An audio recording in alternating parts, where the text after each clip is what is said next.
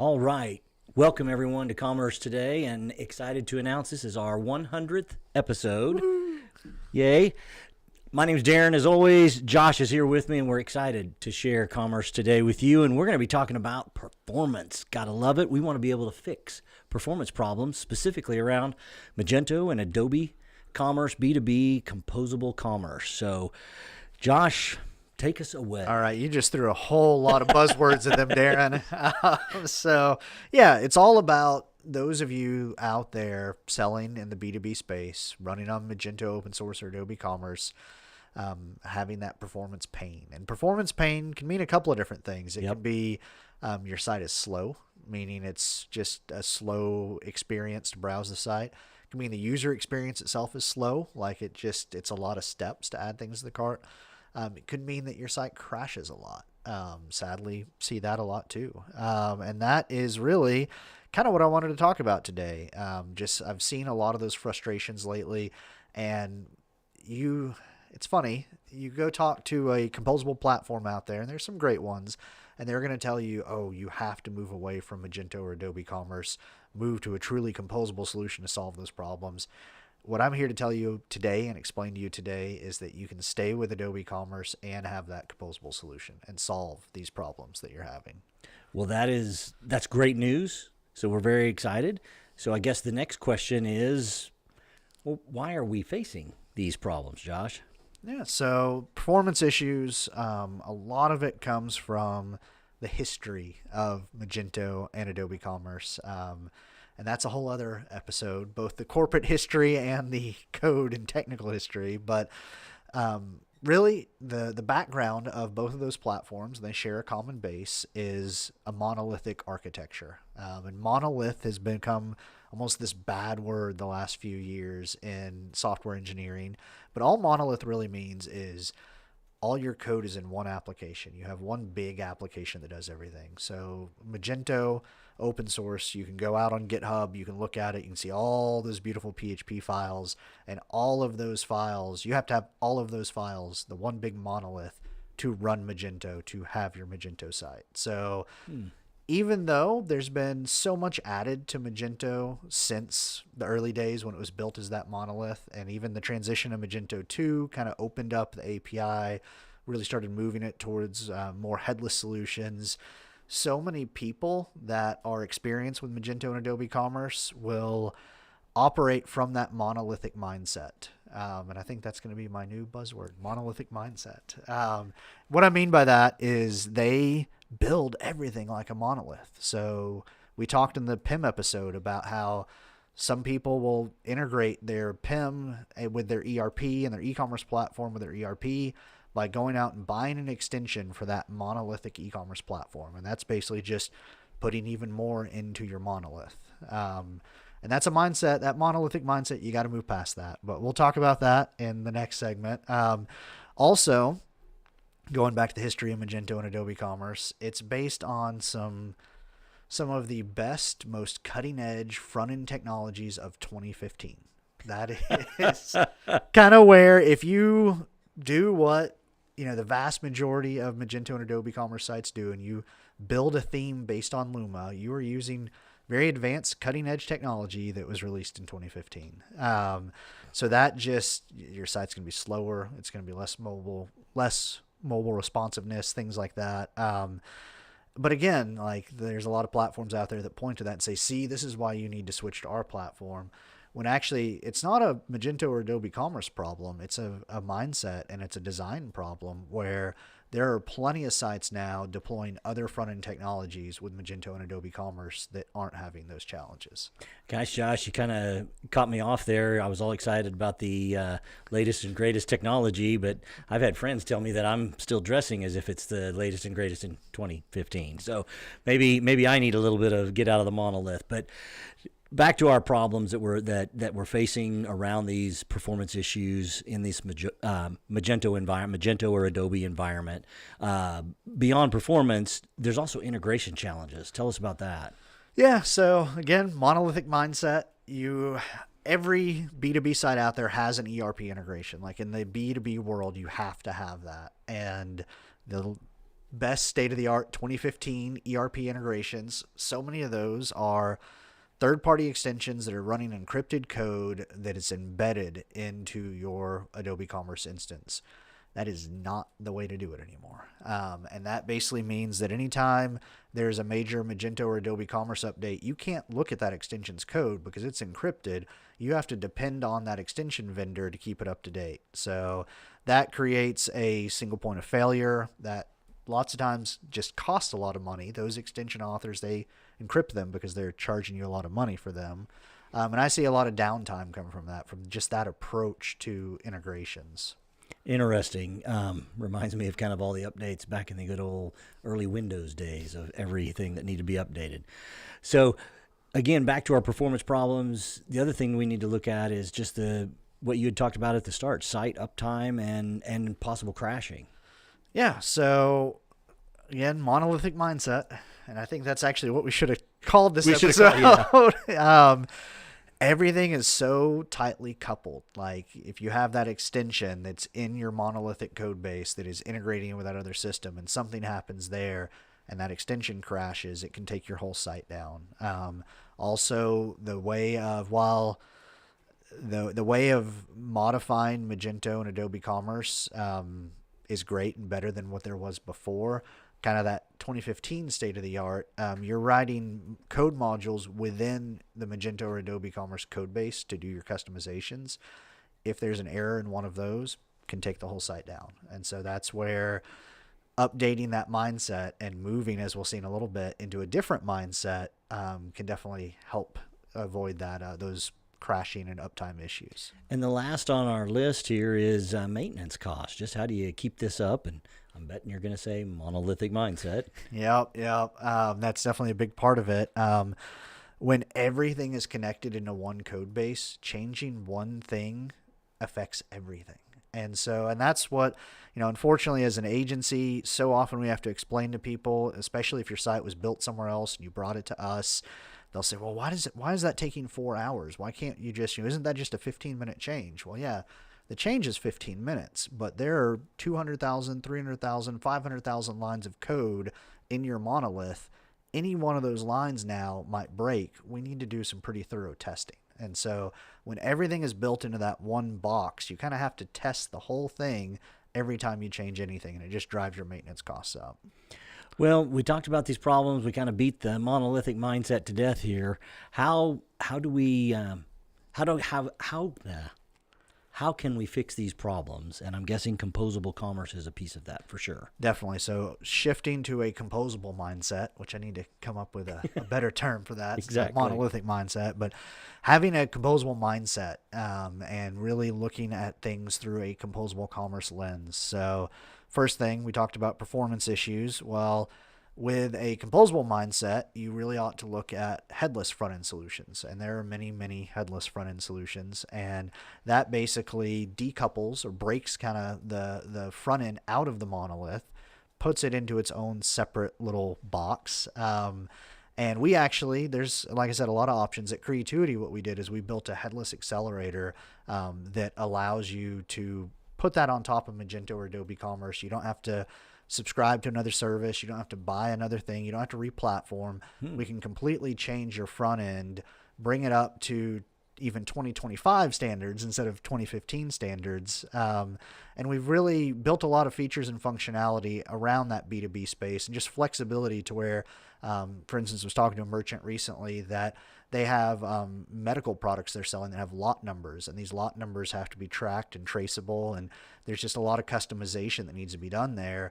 The old monolithic mindset, that gets complicated and expensive pretty fast. The headless mindset, it's a lot simpler building that.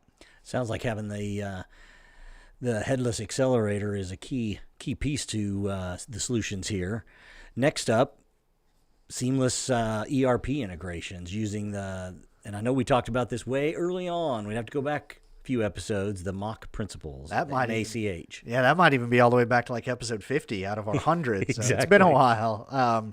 So yeah, mock principles, and that's microservices. Actually, what's the A? So microservices, headless, and composable, and API first or API driven. That is the A. Which, ironically enough, that's what we're talking about with the ERP integrations. You can tell how often I rattle off mock. So ERP integrations coming from a composable lens or a composable mindset. Stop buying those extensions you plug into your monolith. Sign up with a service like iPass.com that provides basically composable middleware. So with that service, then you just point iPass at your ERP, you point it at your e-commerce platform. Now you are updating potentially as fast as real time with your inventory, your pricing, your orders, and that's all a separate piece. It's separately managed. You don't have to worry about, oh, is there going to be an extension update or a platform update that breaks this integration, because it is just completely decoupled from your Magento and Adobe Commerce code base. That is awesome. Love it, love it, love it. So how about kind of continuing on the microservices side of it? How do we get better uptime? Yeah, so bringing things, separating them out through microservices, and I'm not going to name names or go into too many details here because I don't embarrass anyone, but we actually long ago had a client we worked with, and then we had a current client that we're working with that are very similar industries, very similar products and projects. But the biggest difference is we're using more of a headless and microservice approach with our current client.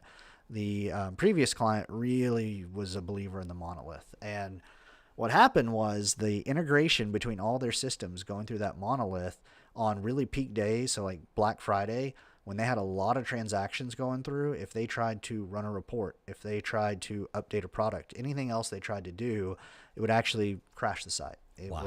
It was, instead of just serving customers and serving the carts and the sessions, it was serving everything. Bringing that over to microservices, now with this newer client we're working with, if they need to go run a report, that system is a completely different system. It's very lightweight. It only does what it needs to do. And in no way is it going to block or impact their Magento, or actually in their case, Adobe Commerce Cloud instance. Wow, that's fantastic. Well, we talked about all these cool things and how to solve them, but how do we transition really to this composable commerce? Hey, you actually skipped over my favorite part of composable commerce. Oh, no. Everyone thinks I'm trying to sell them something that costs more. I think that's the agency owner hat that I wear. Everyone assumes agency owners are just trying to increase their billable hours. But actually, when you move to this composable approach for Magento or Adobe Commerce, your maintenance costs drop, and you actually will save money through this modular architecture and modular approach. Again, we have a client where they have a kind of composable OMS that we built for them that is completely separate from but connected to the rest of their e-commerce stack. When we need to make a change in how the OMS works, we update a couple of lines of code in this very small service that runs the OMS, and we're done. And we're not having to go back and check every feature, every functionality within Adobe Commerce. So it really does lower your maintenance costs. That is awesome. Well, glad we got that. Don't want to forget that. Now, back to how do we transition to this composable commerce? So really the first thing I recommend you do is diagnose your pain points. You hopefully don't have all of the pain points that I listed in this episode and that we've talked about. I'm hoping you just have a few of them.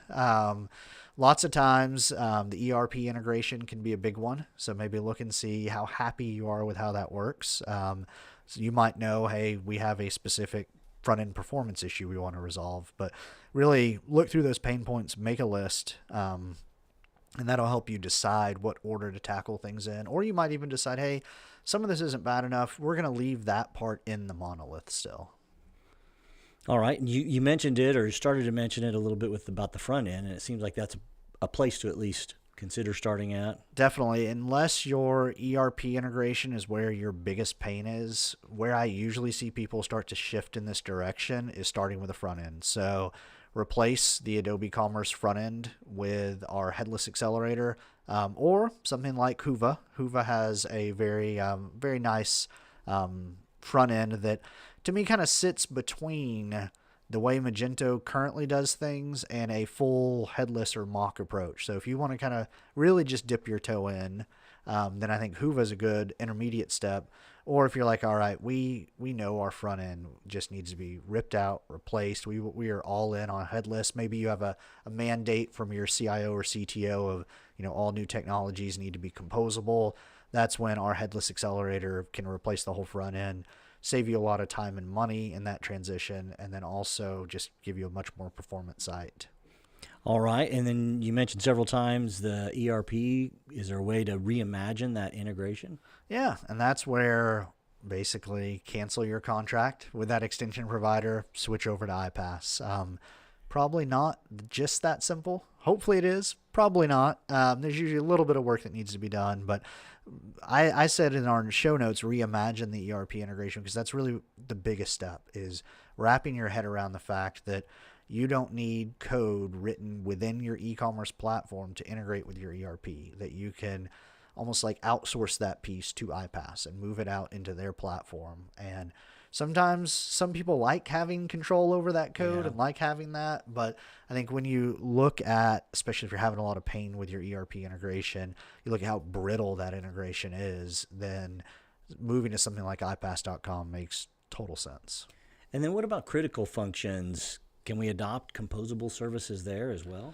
For sure. And this is where I didn't go into a lot of details in this episode, maybe a future episode, but the real power of Composable is then if you need a service and you have moved towards this composable mindset and you can pick and choose from kind of the best services out there that also have this composable mindset. And what I mean by that is, there's a system like Algolia that can replace your search. There's Digital that can do pretty much all of your marketing needs. ShipStation, like different pieces of saying, okay, I want to find, here are the needs and pain points I've identified. I want to find the very best solution to solve that exact thing. And once you've moved into this composable world, it doesn't really matter what e-commerce platform you're on.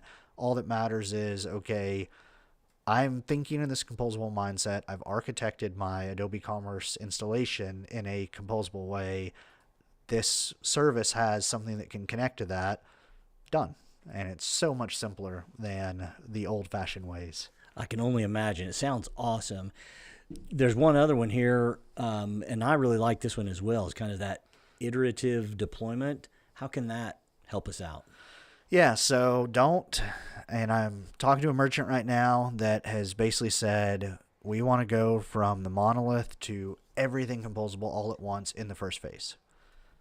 I really don't recommend that. I really, really don't recommend that. I would start a pilot, start an MVP, look at your lowest risk segment and implement there, and then scale it out from there.